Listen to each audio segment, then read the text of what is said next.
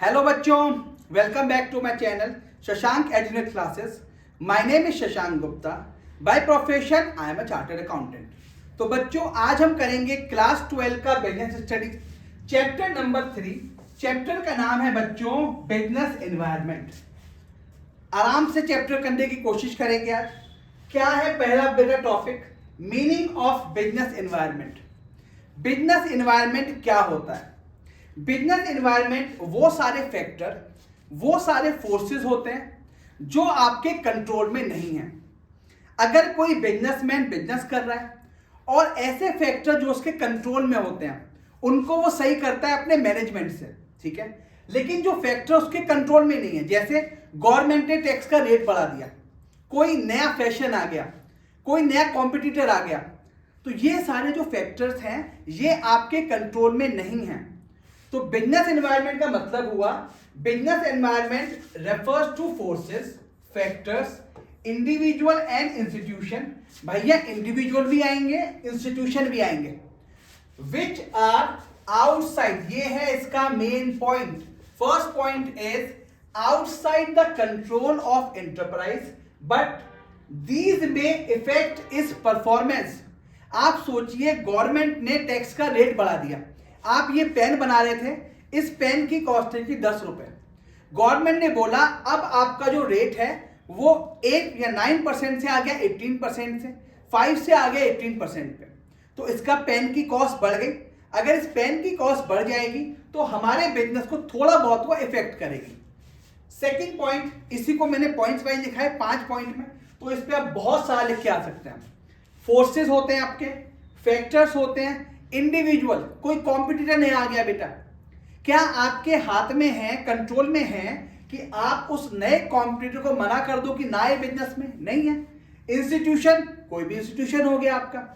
Second point, the business environment, ध्यान से पढ़ना बेटा इसका। सेकंड है इसका main block, that is aggregate of all conditions, events, influences that surround and effect the business. That means business environment, अगर कोई बिजनेस है तो उसके लिए बिजनेस एनवायरनमेंट वो सारे forces, individual, organisation, institutional, event, condition वही होंगे जो उसके बिजनेस को इफेक्ट करते हैं। जैसे मैंने आपको भी एग्जाम्पल दिया टैक्स रेट का। अगर पेन के ऊपर टैक्स रेट बढ़ गया तो जितनी भी पेन बनाने वाली कंपनीज थी उनका बिजनेस इफेक्ट होगा और उसको बोलेंगे बिजनेस एनवायरनमेंट। अगर कोई मैन्युफैक्चरिंग कर रहा है बच्चों स्टील की और स्टील पे टैक्स का रेट चेंज नहीं हुआ तो उसके लिए ये पॉइंट बिजनेस एनवायरनमेंट में कवर नहीं होगा। तो first outside control and effect is performance, और यहां क्या लिखा है बेटा? Effect business. Third point, in simple words environment is the surrounding in which business exist. यानी वो सराउंडिंग होती है जिसमें आपका बिजनेस एग्जिस्ट करता है। अगला fourth point, business environment provides. 2 point बच्चे, पहला यहां पे था बेटा, ये तीसरा मेन पॉइंट है आपका, constraint and opportunities for the business. Business environment आपको बताता है कि आपके लिए कहां पे थ्रेट्स हैं, कहां अपॉर्चुनिटीज हैं। ये किसको बताएगा बेटा? बिजनेस को। Fifth point, outside force but influence the business enterprises. जैसे मैंने बताया आपको already, increases in the tax by the government, changes in the fashion and the taste of consumer. अगर किसी कंज्यूमर्स के टेस्ट ही चेंज हो गया, पहले लेट्स से अभी जैसे अब विंटर की बात करते हैं तो विंटर में क्या होता है बेटा? विंटर में मूंगफली सुना है आपने, गजक्स क्या होते हैं, इनके बढ़ जाते हैं क्या अमाउंट। अब जैसे जैसे क्या होंगे बेटे, जाड़े कम होंगे, विंटर कम होती चली जाएगी, तो मूंगफली कोई नहीं खाएगा। तो टेस्ट ऑफ द कंज्यूमर, तो ये भी इफेक्ट करता है बच्चों बिजनेस को। Third one is increase in the competition. अगर कोई नया कॉम्पिटिटर बिजनेस में आ गया तो उसे भी क्या बोलेंगे बेटा? Business environment. Okay, this is the meaning of business environment. यहां पे आपको मैंने मेन पॉइंट टिक करा है, outside control, aggregate, effect the business, constraint, opportunities, surroundings and outside force. Next पे आते हैं बच्चों। नेक्स्ट है कैटेगरीज ऑफ बिजनेस एनवायरनमेंट। अब हालांकि ये मैं आपको बाद में बताने साथ साथ पढ़ाऊंगा आपको मैं कौन कौन से एनवायरनमेंट होते हैं, मैंने बताने की कुछ कोशिश करी है। फर्स्ट होता है बच्चों इकोनॉमिक एनवायरनमेंट। इकोनॉमिक एनवायरनमेंट में ये क्वेश्चन अगर आप देखेंगे तो ये क्वेश्चन बच्चों आपका इको का भी है। इसमें क्या क्या होता है बच्चा, फिस्कल पॉलिसी गवर्नमेंट बनाती है, मॉनेटरी पॉलिसी आरबीआई बनाती है, इंडस्ट्रियल पॉलिसीज इंडस्ट्रीज के लिए ये भी गवर्नमेंट बना रही है। अगला इकोनॉमिक डेवलपमेंट, कैसे कैसे आप इकोनॉमी को डेवलप करोगे, इकोनॉमिक कैसे आप इकोनॉमिक सिस्टम में रहोगे। एंड लास्ट जीडीपी, ये भी आपने पढ़ा होगा बच्चों दोनों पॉइंट, ये तीनों पॉइंट आपने पढ़े होंगे इको में। तो जीडीपी ग्रॉस डोमेस्टिक प्रोडक्ट, ये है आपका इकोनॉमिक एनवायरनमेंट। यानी जब आप कोई बिजनेस करते हो तो आपको ध्यान रखना पड़ता है कि बिजनेस में जो आपके इनसाइड फोर्स, जो आपके अंदर फोर्सेस हैं बिजनेस के, उसका तो ख्याल रखना ही रखना है, साथ में आपको ख्याल रखना है आउटसाइड फोर्सेस का। जैसे अभी मैंने आपको बताया कोई बिजनेस करते हुए अगर कंज्यूमर का टेस्ट चेंज हो गया, कंज्यूमर का टेस्ट चेंज अगर हो जाता है तो आपको उसको ठीक करना पड़ेगा, आउटसाइड फोर्स है तो आपको बिजनेस में इसे कंसीडर करना पड़ेगा। तो this is my economic environment. अगला क्या होता है बच्चा, अगला होता है नॉन इकोनॉमिक एनवायरनमेंट। चैप्टर के लास्ट में हम इसको फिर से पढ़ेंगे, सिर्फ आपको समझा रहा हूं मैं। पहला होता है बच्चों सोशल एनवायरनमेंट, फिर होता है आपका लीगल। सोशल मतलब यहां मैं बात कर सकता हूं बच्चों सोसाइटी, ठीक है, यहां बात किसकी करते हैं बच्चों, सोसाइटी की। लीगल एनवायरनमेंट जहां पे बात होती है बच्चों लॉस की। थर्ड पॉलिटिकल एनवायरनमेंट, यहां पे किसकी बात होती है बेटा, जो पॉलिटिकल पार्टीज होते हैं। अगला टेक्निकल एनवायरनमेंट, ये बात करता है बच्चों टेक की, टेक्नोलॉजी की बात करता है ये। और लास्ट है आपका कल्चरल एनवायरनमेंट, कैसे आपका कल्चर है, ठीक है बच्चों। तो इसके बारे में हम डिटेल में पढ़ेंगे चैप्टर के लास्ट में अभी। चलिए नेक्स्ट बच्चों मैंने लिखा है फीचर्स या nature of business environment. Feature, characteristic और नेचर। पहला सोचिए, जो मैंने आपको टिक कराए थे ऑलमोस्ट सब दिखाई देंगे आपको। पहला देखिए बेटे, it's a external force, it is not a internal force. If internal force आपका अटैक करता है आपके ऊपर तो आप उसे ठीक कर सकते हैं, आपके कंट्रोल में है वो। लेकिन ये है external force, include all the forces, institution, factors which directly और इनडायरेक्टली इफेक्ट द बिजनेस। ये हमने मीनिंग में डिस्कस कर लिया। Second point, specific and journal. यहां पे दो तरीके के फोर्स होते हैं बच्चों, पहला होता है स्पेसिफिक फोर्स और दूसरा होता है जनरल फोर्स। स्पेसिफिक फोर्स का मतलब होता है जो आपसे डायरेक्ट स्पेसिफिकली रिलेटेड हैं, जैसे आपके इन्वेस्टर, सप्लायर्स और कस्टमर। ये सारे के सारे क्या होते हैं बच्चों, ये सारे आपके डायरेक्ट फोर्सेस बोलते हैं इनको, या बोलते हैं स्पेसिफिक फोर्सेस।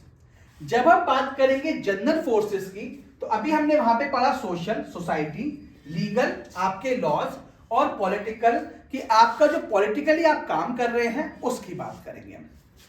अगला क्या हो गया बेटा, inter relation, most important point, this is the most important point. इस पे आता है केस लॉ, फिर से पढ़ो उसको बच्चों। Interrelation, all forces and factors of business environment are interrelated to each other. कैसे भाई साहब, आपको ख्याल, मैंने क्या बताया बच्चों, एक स्मार्ट बिजनेसमैन वही है जो ख्याल रखे क्या बिजनेस में चल रहा है, क्या मार्केट में चल रहा है। आपको पेन बनाना है, जैसे ये पेन बनाना है बेटा आपको, मार्केट जब आप देखते हो तो आपको देखना पड़ेगा बिजनेस को कि ये पेन को मैं कैसा इतना अच्छा कर दूं कि लोग इसके लिए अट्रैक्ट हो जाएं। इसे आपने कॉन्सेप्ट पढ़ा था अभी, सेलिंग और मार्केटिंग। तो सेलिंग और मार्केटिंग मतलब कि कैसे मुझे इसे मार्केटेबल बनाना है। तो क्या लिखा हुआ है बच्चों, interrelation, all forces and factors of business environment are interrelated to each other. अगर किसी कंट्री में, किसी एक डेमोग्राफिक एरिया पे, किसी शहर में अगर यूथ बढ़ जाता है तो वो ऑटोमेटिक मान के चलना वहां पे जो फास्ट फूड है उसकी डिमांड ऑटोमेटिक बढ़ जाएगी। यूथ अगर इंक्रीज होता है, demand for fast food increases. तो ये क्या हो गया बच्चों, this is my internal factor और एक्सटर्नल फैक्टर। इससे एक्सटर्नल फैक्टर, ठीक है। Last point is uncertainty. आपको ये नहीं पता होता, अनसर्टेनिटी, कि अगर आप बिजनेस एनवायरनमेंट अडॉप्ट भी करना चाह रहे हैं तो टेक्नोलॉजी कितनी फास्ट चेंज होगी। जैसे अभी सिंपल बात करें, कोई भी आप कार खरीदते हो, या जैसे एप्पल का मोबाइल होता है, अभी आईफोन 15 प्रो मैक्स आया, 1 साल में चेंज हो जाएगा।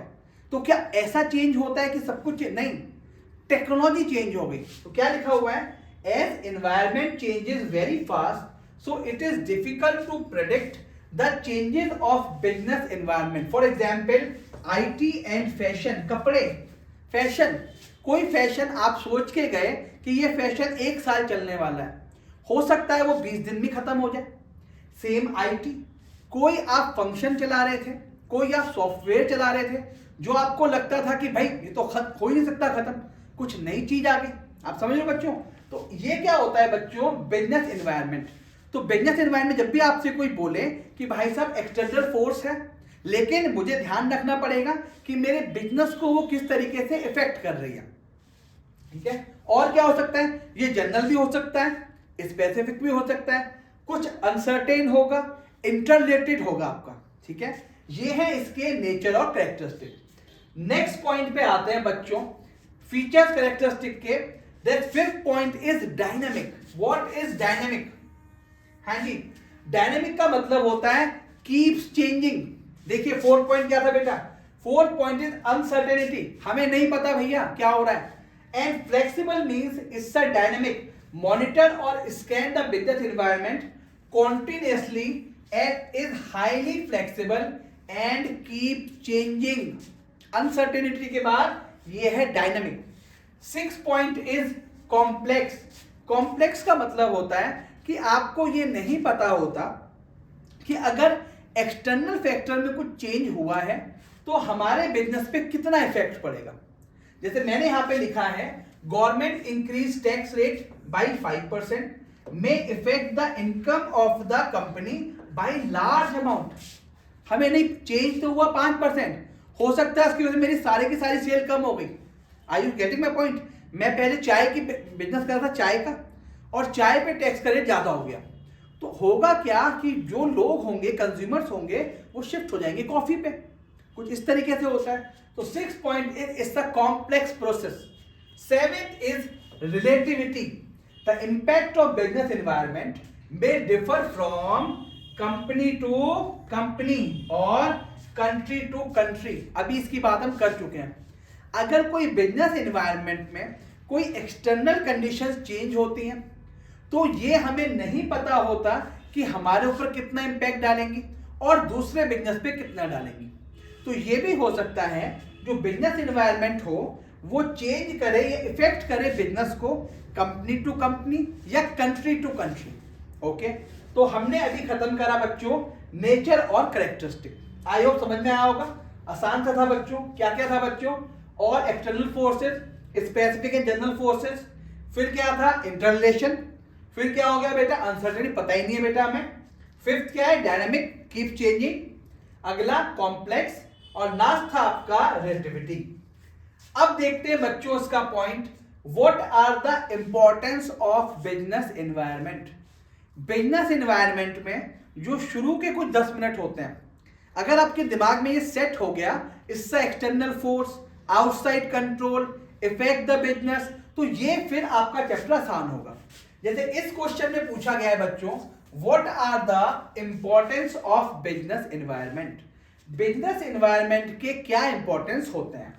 फर्स्ट इज, ये आपको क्या देता है बच्चा, enable the firm to identify the opportunities and getting first mover advantage.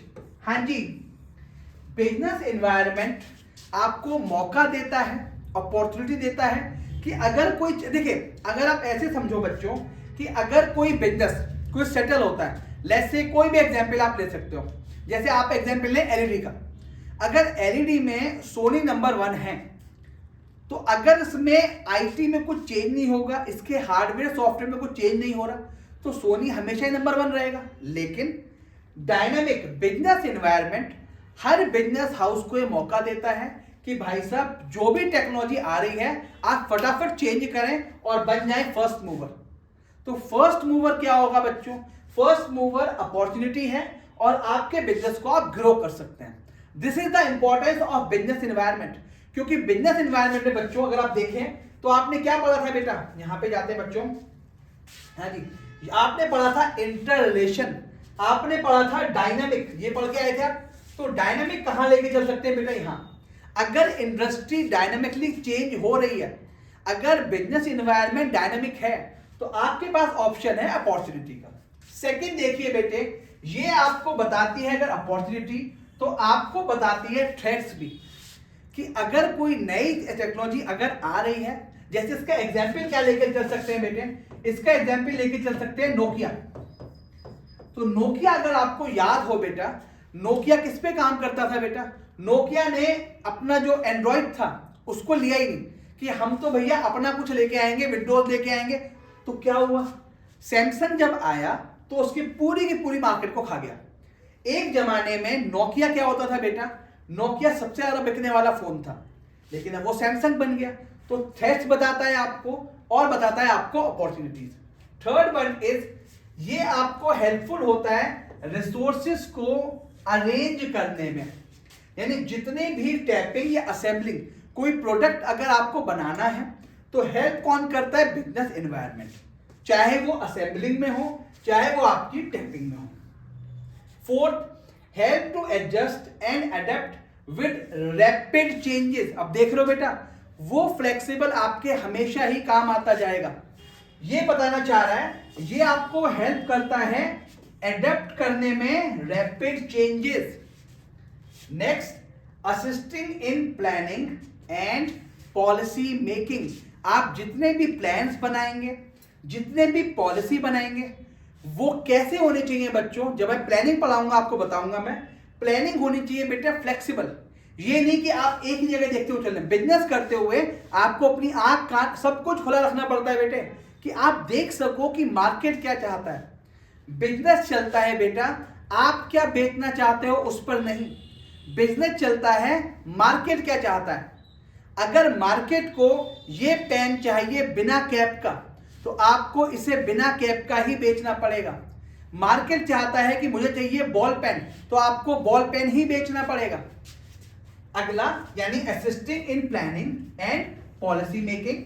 And last one is improvement in performance. Improvement कैसे होगी? अगर आप सारे चेंजेस, अगर आपकी पॉलिसीज फ्लेक्सिबल हैं, चाहे प्लानिंग की हो चाहे मेकिंग की हो, तो अगर सब कुछ फ्लेक्सिबल है, तो आप जितने भी चेंजेस होंगे या जितने भी डायनामिकली आप चेंजेस होने वाले होंगे, उसको आराम से देख पाओगे और अपने बिजनेस में एस्टेब्लिश कर पाओगे। तो फिर बात करते हैं बच्चों इंपॉर्टेंस की। इंपॉर्टेंस आपको बताता है बच्चों, अगर मेरे हिसाब से पॉइंट लिखना है आपको, फर्स्ट पॉइंट है आपका अपॉर्चुनिटी, सेकंड पॉइंट है आपका थ्रेट्स, थर्ड पॉइंट है बच्चों आपका rapid changes, this is the most important point, rapid changes. Fourth point है बच्चों planning and policy. Fifth point है बच्चों रिसोर्सेज, ये आपको बताता है कैसे रिसोर्सेज अरेंज करने हैं आपको।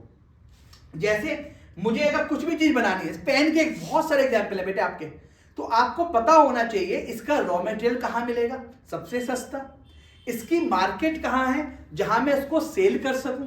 तो अगर मैं बोलूं रिसोर्स असेंबलिंग रिसोर्सेज, एक बिजनेस में मार्केटिंग, सेलिंग, परचेजिंग, प्रोडक्शन, ये सब क्या है बेटा? वन हाउस आपका।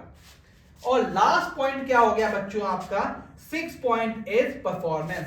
तो अगर ये सारे पॉइंट अगर आपने अच्छे से परफॉर्म करे हैं, तो ऑटोमेटिकली आपकी परफॉर्मेंस अच्छी होगी। ठीक है बच्चों, समझ में आ रहा है?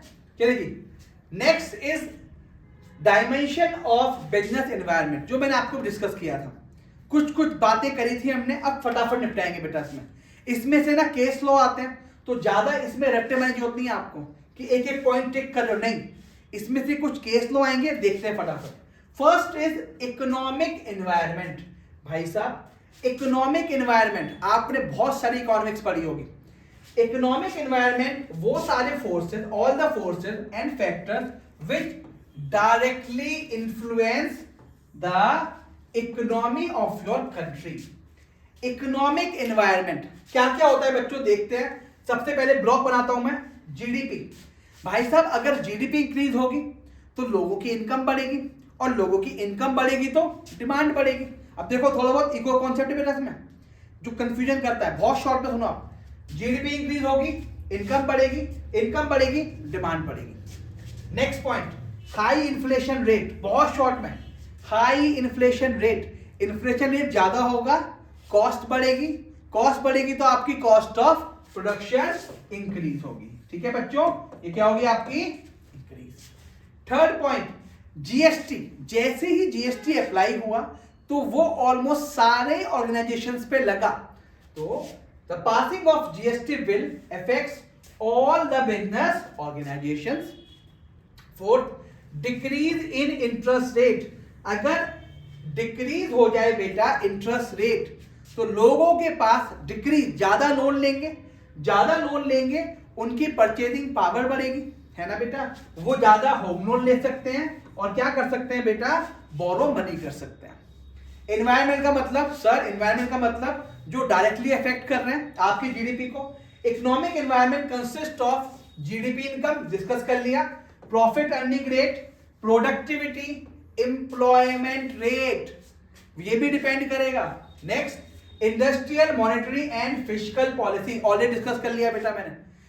फिस्कल पॉलिसी कौन बनाएगा बेटा, फिस्कल ये बनानी होगी गवर्नमेंट, और मॉनेटरी कौन बनाता है, आरबीआई। इंडस्ट्रियल पॉलिसी कौन बनाता है, for the benefit of industries, bye the government. तो ये अगर देखूं मैं, अगर आपको पूरा का पूरा, अगर मुझे बात करनी है बच्चों से इकोनॉमिक एनवायरनमेंट की, तो यहां ध्यान रखो कि यहां पे वो सारे फैक्टर्स आपको हिट करेंगे जो डायरेक्टली आपसे कहां रिलेटेड है, आपके बिजनेस के लिए। जैसे इन्फ्लेशन रेट, डिफ्लेशन रेट, कोई नया लॉ अगर आता हुआ दिखाई देता है आपको, कोई डिक्रीज रेट हो रहा है, तो ये है आपका इकोनॉमिक एनवायरनमेंट। ठीक है बच्चों, चलिए नेक्स्ट इज वाह, सोशल एनवायरनमेंट। भैया सोशल बोलते हैं ना, हम सारे क्या हैं, अकेले प्राणी नहीं हैं, we are a social animal. तो भैया all the factors that are controlled by the society as large is called social factors। क्या होता है बच्चों, social custom, ritual, tradition, standard of living, taste of the consumer, ये सारा क्या होता है बच्चों, सोशल फैक्टर। क्या होता है सोशल फैक्टर, अब आप देखो, अभी एक हमने क्या बनाया, 22-23 जनवरी को बनाया हमने 22 जनवरी को बनाया अयोध्या प्राण प्रतिष्ठा हुई थी जी, राम जी की प्राण प्रतिष्ठा। क्या हुआ था, दिए की सेल ऑटोमेटिक बढ़ गई, पटाखों की सेल ऑटोमेटिक बढ़ गई, जितने भी आपने फ्लैक्स लगाए थे सेल ऑटोमेटिक बढ़ गई। तो अगर बिजनेस किस पे डिपेंड है, बिजनेस डिपेंड है सोशली। कोई फेस्टिवल अगर होता है, चाहे वो हो दिवाली हिंदुओं की, ईद मुसलमानों की, क्रिश्चियंस की क्रिसमस, और हमारे सिख भाई बहनों की क्या हो बेटा, गुरुपर्व, तो ऑटोमेटिक क्या होता है बेटा, सेल अप हो जाती है। This is the social environment. अब देखो ये सारा का सारा सोशल एनवायरनमेंट आपके बिजनेस को इफेक्ट करता है। चलिए जी, कॉमन फैक्टर्स कौन कौन से हैं बेटा इसमें, चलिए कॉमन फैक्टर देखते हैं। रिजर्वेशन, ध्यान सुनना एकदम, जॉब अंडरलाइन कर रहा हूं बेटा मैं, इक्वल। देखो बच्चों, हम कह रहे हैं कि भाई साहब आप जॉब्स में रिजर्वेशन दो, किसको, माइनॉरिटी को और वुमन को। कहां मिलता है बेटा, आप जब आईएएस आईपीएस की तैयारी करते हैं, आईआईटी की तैयारी करते हैं, तो क्या होता है बेटे, आपको रिजर्वेशन सिस्टम मिलता है। Next, equal wages, equal wages मिले, चाहे वो आदमी हो चाहे वो औरत हो। नेक्स्ट, एजुकेशन लेवल बढ़ा हुआ, और हेल्थ और फिटनेस। तो ये सारे के सारे होते हैं बच्चों सोशल एनवायरनमेंट के कॉमन फैक्टर्स। ठीक है, अब ध्यान से देखना बेटा, ये है इसमें मोस्ट, जिसमें क्वेश्चन आया था बेटा, living in the society, taste दिखाई दे रहा है बेटा, टेस्ट एंड प्रेफरेंसेस। ठीक है बच्चों, चलिए नेक्स्ट देखिए बच्चों, सम एस्पेक्ट, ये बता रहा है कि भाई साहब क्या क्या चीजें आपके बिजनेस को इफेक्ट करती हैं। भैया birth rate, death rate, population, change in quality of life, आप प्रोडक्ट बेच रहे हो बेटा इतना महंगा, या आपका प्रोडक्ट एक नॉर्मल रेंज का था, टैक्स लगा, प्रोडक्ट हाई रेंज का चला गया, अब जो मीडियम लोग हैं वो खरीद ही नहीं पा रहे। तो change in the quality of life, education, literacy rate, attitude of the customer and tradition and custom, main point is the habit. तो अगर मैं सिंपल इस पॉइंट को निपटाऊं, इस पॉइंट को, तो जब भी आप बात करोगे बच्चों सोशल एनवायरनमेंट की, तो सोशल एनवायरनमेंट में रिचुअल्स, हैबिट, टेस्ट, प्रेफरेंसेस, ये सारी की सारी चीजें ऐसी होती हैं जो आपके बिजनेस को डायरेक्टली इफेक्ट करती हैं। ठीक है, इसका मैंने आपको एग्जाम्पल कराया। चलिए जी, थर्ड पॉइंट देखते हैं बच्चों। Third point is political environment. कहां गया बेटा? चलिए जी, हाँ जी, नेक्स्ट पॉइंट इज बच्चों, चलिए जी देखते हैं। ये था आपका पॉइंट, ये तो हमने पूरा कर लिया बच्चों। चलिए, पॉलिटिकल एनवायरनमेंट, ध्यान से समझो बेटा। पॉलिटिकल एनवायरनमेंट का अगर मैं सिंपल मतलब बोलूंगा आपको, तो यहां पे लिख दो बेटा आप गवर्नमेंट। गवर्नमेंट भी इफेक्ट करती है बिजनेस को। जैसे सिंपल, अगर आप कभी राहुल गांधी जी का बयान सुनेंगे तो उनके बयान में हमेशा क्या सुनते रहते हो बेटा आप, चाहे कहीं पे भी दो आप, चाहे संसद में दें चाहे बाहर दें, वो हमेशा किसकी बातें करते हैं? वो हमेशा बातें करते हैं कि भाई साहब देखो मोदी जी ने अडानी को और किसको बेटे, रिलायंस को, खूब अंबानी, खूब सारे दिए प्रोजेक्ट। तो इसका मतलब ये पॉलिटिकली एनवायरनमेंट भी आपके बिजनेस को इफेक्ट कैसे कर रहा है बच्चों? The political environment refer two factor, कौन कौन से फैक्टर है बेटा? गवर्नमेंट इन पावर, भैया कौन सी गवर्नमेंट पावर में है, कितने परसेंटेज लेके हैं। जैसे राम मंदिर का मुद्दा था आपका, आर्टिकल 370 था, गवर्नमेंट क्यों हटा पाई? क्योंकि उसका 3/4 से ज्यादा मेजॉरिटी था, वरना 340 या आर्टिकल 370 हटता ही नहीं। तो गवर्नमेंट कौन सी है? गवर्नमेंट का एटीट्यूड क्या है बच्चों towards the different groups of society, policy changes. तो सारी की सारी जो बातें लिखी हैं बच्चों किसके रिगार्डिंग है बेटे? गवर्नमेंट के रिगार्डिंग। रट्टे नहीं मानने आपको। नीचे देखिए बच्चों मैंने क्या लिखा है, the common factor and forces. जैसे इन्होंने क्या करा बच्चों, स्वच्छ भारत अभियान, ठीक है। नेक्स्ट स्किल इंडिया मूवमेंट, यानी आपको स्वरोजगार योजना जिसे बोलते हैं कि आपको ऐसी स्किल सिखाई जाएगी जिससे कि आप सेल्फ एम्प्लॉयड बन सकें।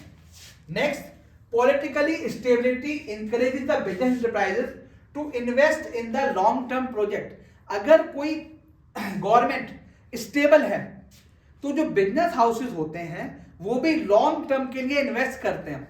अगर कोई गवर्नमेंट कुछ इस तरीके की है जो स्टेबल नहीं है तो बिजनेस हाउसेस वहां इन्वेस्ट करने में डरते हैं। The constitution of the country and the foreign policy of the government. तो ये सारी की सारी चीजें आपके इफेक्ट करती हैं आपके बिजनेस को। कैसे भाई?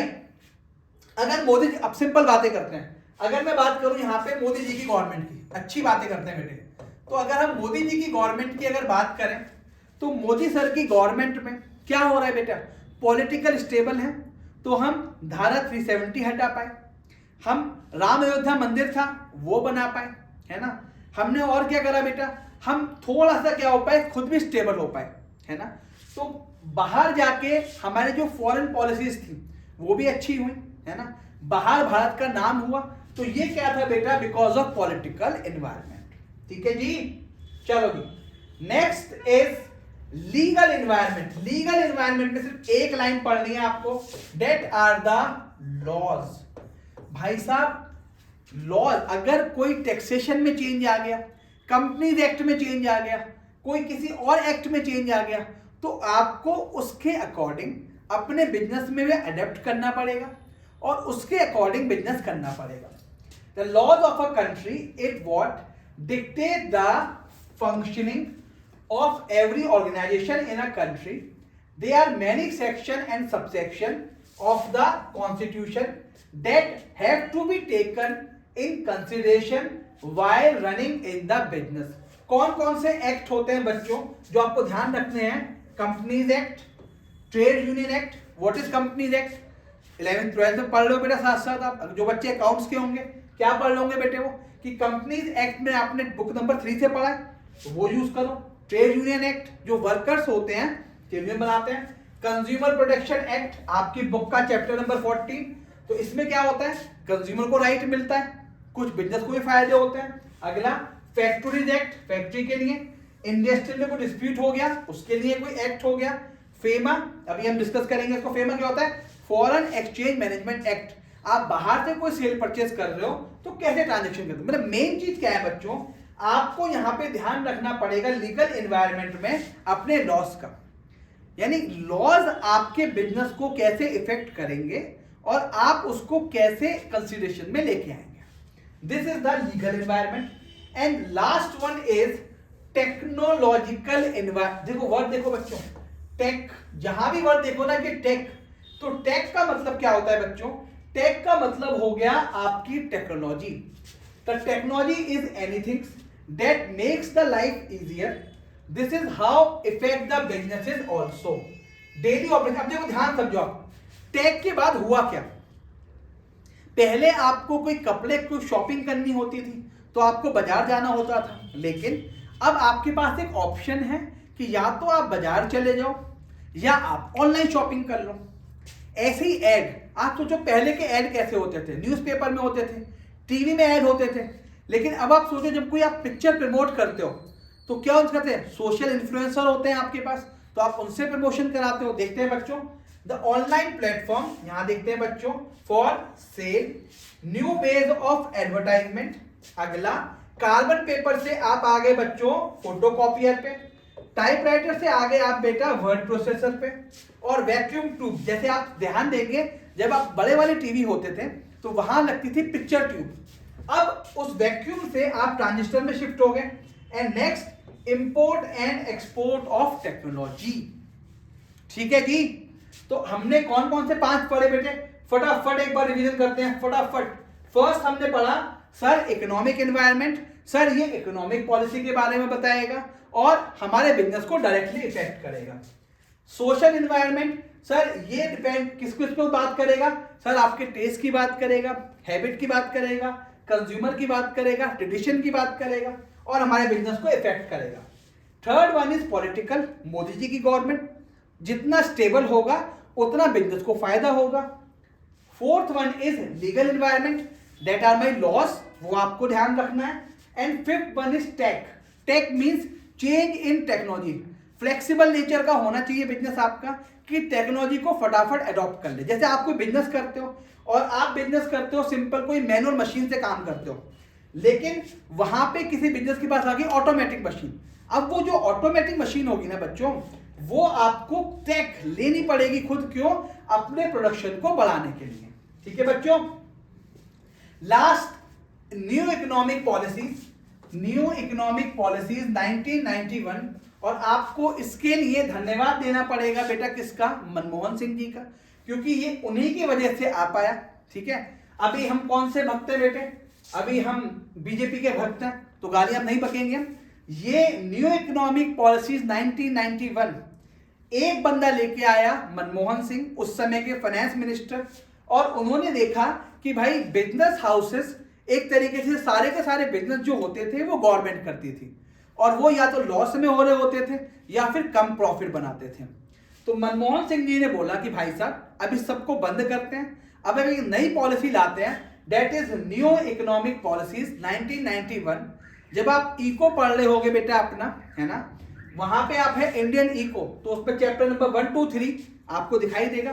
First point is liberalisation, liberalisation, इसमें क्या हुआ, सारे के सारे बिजनेसेस, जैसे ऐसे मान के चलो बेटा ये है पूरे के पूरे गवर्नमेंट, सही है जी, सब कुछ गवर्नमेंट के पास था, अब इसमें से कुछ कुछ निकल के कहां पहुंचा बच्चों, कुछ कुछ निकल के पहुंचा प्राइवेट सेक्टर के पास। ठीक है, the liberalisation is the process और means of elimination of control of state over the economic activities. It provides a greater autonomy to the business enterprises in decision making and eliminates the government interference. क्या हुआ फिर सुनो, यहां पे liberalisation में क्या हुआ कि पहले जो जैसे मैंने बताया भी आपको सब कुछ गवर्नमेंट के पास था, गवर्नमेंट में इसने हल्का सा यहाँ पे डोर ओपन कर दिया आपको, ठीक है जी, कि आप यहाँ से एंटर करो, लेकिन कंट्रोल अभी भी हमारा रहेगा। क्या क्या चेंज हुआ बच्चों वो देखते हैं। पहला, आपको बिजनेस करने के लिए लेने पड़ते थे लाइसेंस, उन्होंने कुछ छोड़ के सबको लाइसेंस फ्री कर दिया। सेकेंड, आपको कोई एक्सपेंशन करना है, पहले बताना होता था, कॉन्ट्रैक्शन नहीं लिखा यहाँ पे, कॉन्ट्रैक्शन करना होता था, बताना होता था, अब नहीं करना। Third, liberalisation in import and export. Import export का मतलब कितना भी एक्सपोर्ट करो, कितना भी इंपोर्ट करो। Reduction of tax rate, tax rate कम करा गया, और आप फ्रीडम दी गई आपको मूवमेंट और फिक्सिंग द प्राइस, कि आप अपना प्राइस खुद फिक्स कर सकते हैं, मूवमेंट आप डिसाइड करेंगे। तो लिबरलाइजेशन में क्या समझ में आया बेटा?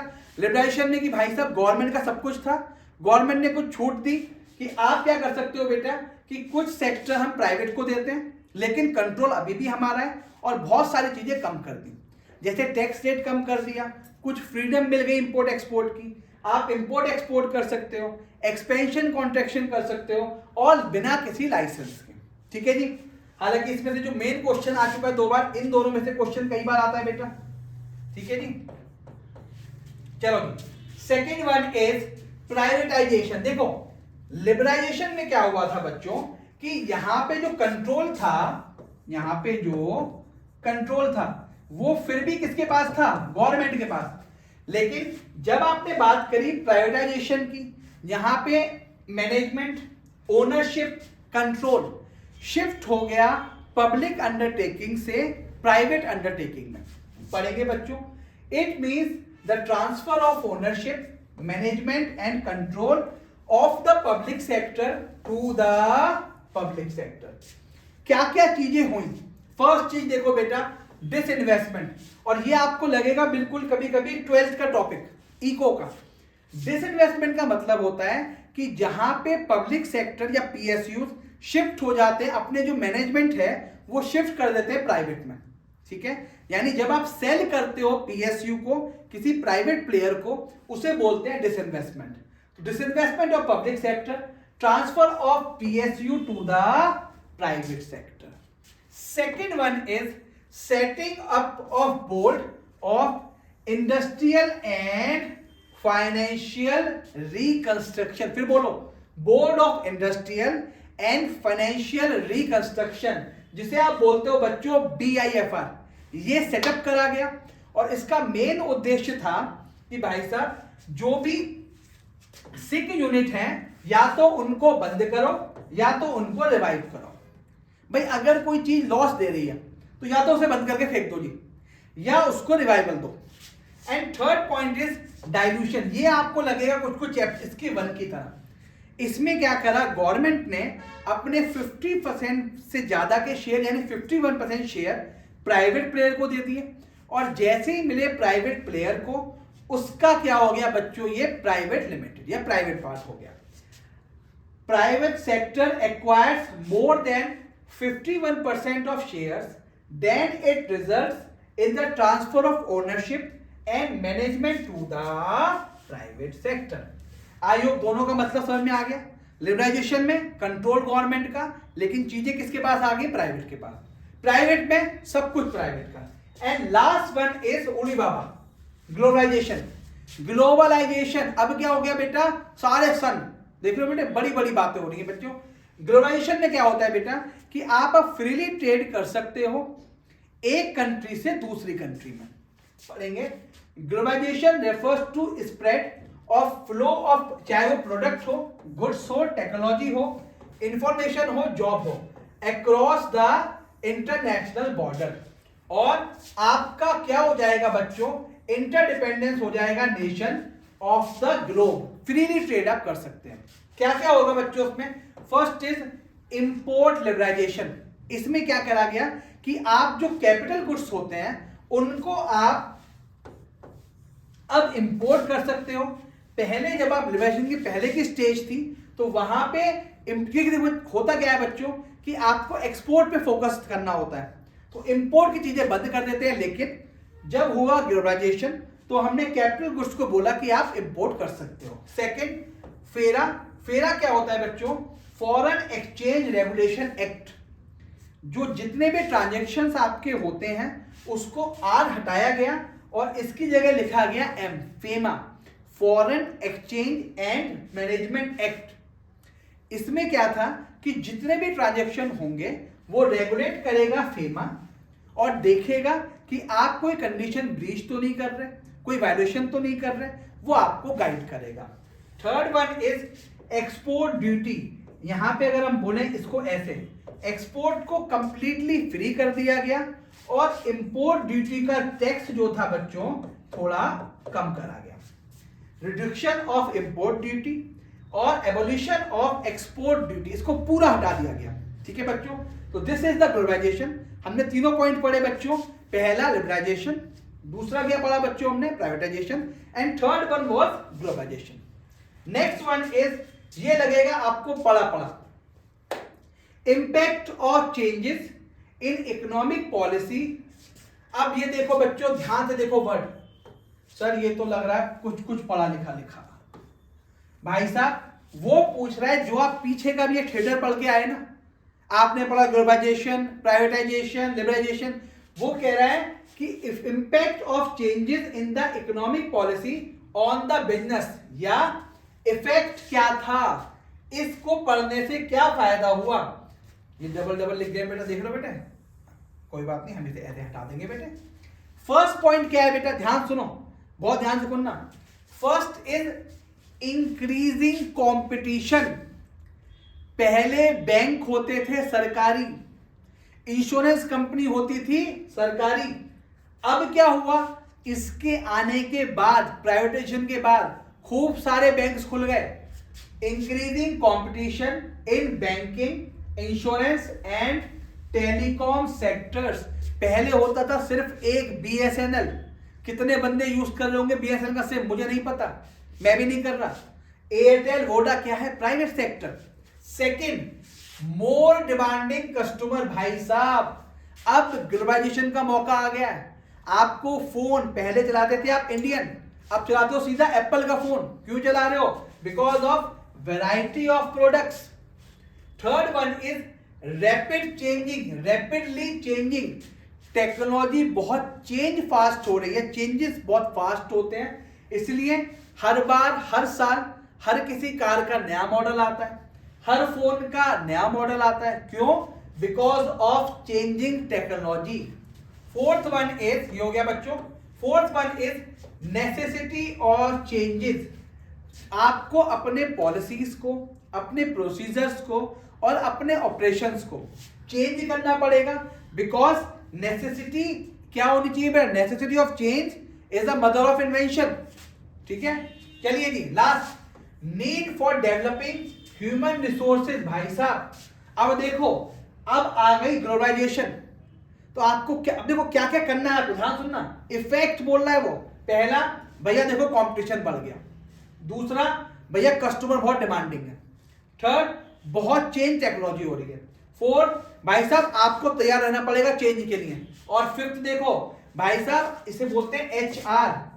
भाई साहब अब आपको एम्प्लॉयज, ह्यूमन रिसोर्सेज आपको रखने पड़ेंगे जो ट्रेनिंग दे सके, स्किल डेवलप कर सके।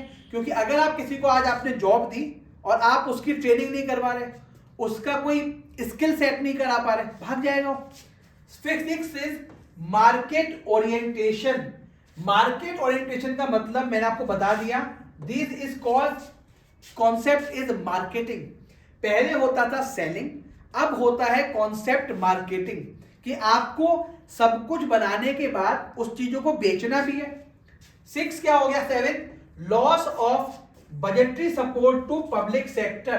अब क्या होता है भाई साहब, अगर कोई पब्लिक सेक्टर का लॉस है ना, तो वो बियर करेगी पब्लिक सेक्टर ही। The loss public sector has to bear all the loss by themselves. And it is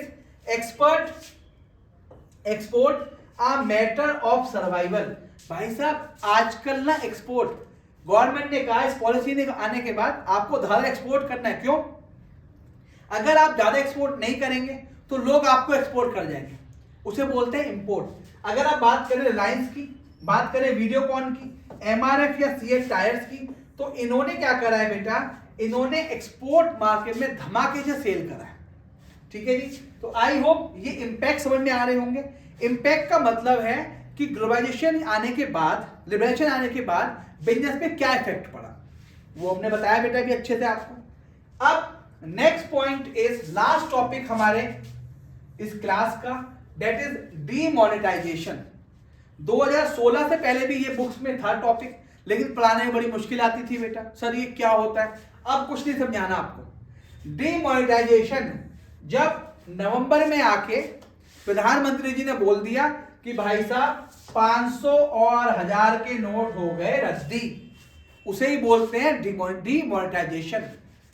everyone knows about the demonetisation occurs on November 8, 2016 when 500,000 notes were banned and their circulation has been stopped all over the country. About 86% currency were withdrawn from the ले ली गई, withdrawal कर ली गई। People were standing in the lines of the replacing, यहाँ पे खड़े थे बेटे RD कौन है बेटे? आरडी नहीं है, आरजी है, पता भी नहीं है। आरडी मतलब राहुल गांधी लाइन में खड़े थे बेटे, एक ही बार निकाले नोट उन्होंने, पता नहीं उसके बाद क्या ही करा होगा उन्होंने। Lines for replacing the old with the new notes up to the limit. ठीक है जी, डिमोनेटाइजेशन समझ में आया? चलिए, फीचर्स क्या होते हैं भाई साहब डीमोनेटाइजेशन के? फीचर देखो, सबसे पहला हो गया सब कुछ टैक्स के दायरे में आ गया। गवर्नमेंट ने बोला कि भाई साहब पैसा जमा कराओ, और जैसे ही आपने अपना पैसा जमा करा दिया अकाउंट में, तो एक तरीके से वो टैक्स के दायरे में आ गया। हम उसे कंट्रोल कर सकते हैं। अगर वो ब्लैक मनी भी था तो बन गया वो व्हाइट मनी, क्योंकि अब हमारा टैक्स एडमिनिस्ट्रेशन उस पर लागू हो जाएगा। Second, non tolerance of tax evasion. भैया अगर आप टैक्स की चोरी कर रहे हो, कोई घपले से पैसे कमा रहे हो, रिश्वत से पैसे कमा रहे हो, सब खत्म, टेररिस्ट सब कुछ खत्म। भाई क्यों? अब तो आपको बदलने हैं, लाइनों में लगना है या बैंकों में जमा कराना है। ठीक है, अब किसी के पास ज्यादा पैसे होंगे तो क्या करेगा बेटा? लाइनों में लगेगा, एक्सचेंज कराएगा, क्योंकि बैंक में जैसे ही जमा करेगा क्या होगा बच्चों? पकड़ा जाएगा। अगला, tax administration and channelising saving into the formal system. Same to same point यहां पे एकदम थर्ड वाला, कि भाई साहब जब आप पैसा डालेंगे बैंकों में, कोई ब्लैक मनी आप इन्वॉल्व करेंगे अपने बैंक्स में, तो क्या होगा? उससे बैंकों के पास ज्यादा पैसा होगा और बैंक्स उसे यूज कर सकते हैं लोन देने के लिए।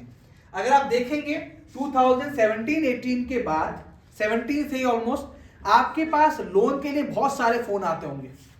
सर जी फोन ले लो, सर जी गाड़ी ले लो, हमसे लोन ले लो, आते हैं। क्यों? बैंकों के पास खूब सारा पैसा है। एंड अगला, क्रिएटिंग लेस कैश और डिजिटल कैश लाइट इकोनॉमी, कि भाई साहब आप कैश कम यूज करें और सब कुछ करें आप डिजिटली। चलिए नेक्स्ट है बच्चों, इंपैक्ट ऑफ डीमोनेटाइजेशन। डीमोनेटाइजेशन का क्या इंपैक्ट पड़ा? फर्स्ट इज, मेन बता रहा हूं बेटा, ध्यान सुनना जो मैं बोलना चाह रहा हूं बच्चों। नेक्स्ट इज, देखो ध्यान सुनो, decline is cash transaction. Cash transaction decline हो गई। अगर कैश की ट्रांजेक्शन डिक्लाइन हो गई तो बैंक डिपॉजिट बढ़ गए, और इंक्रीज किसमें हो गया बच्चों? फाइनेंशियल सेविंग में। जब आप कैश की ट्रांजेक्शन नहीं करेंगे, सब कुछ बैंक के थ्रू करेंगे, तो सारा का सारा पैसा उसी बैंकिंग सिस्टम में घूमता रहेगा।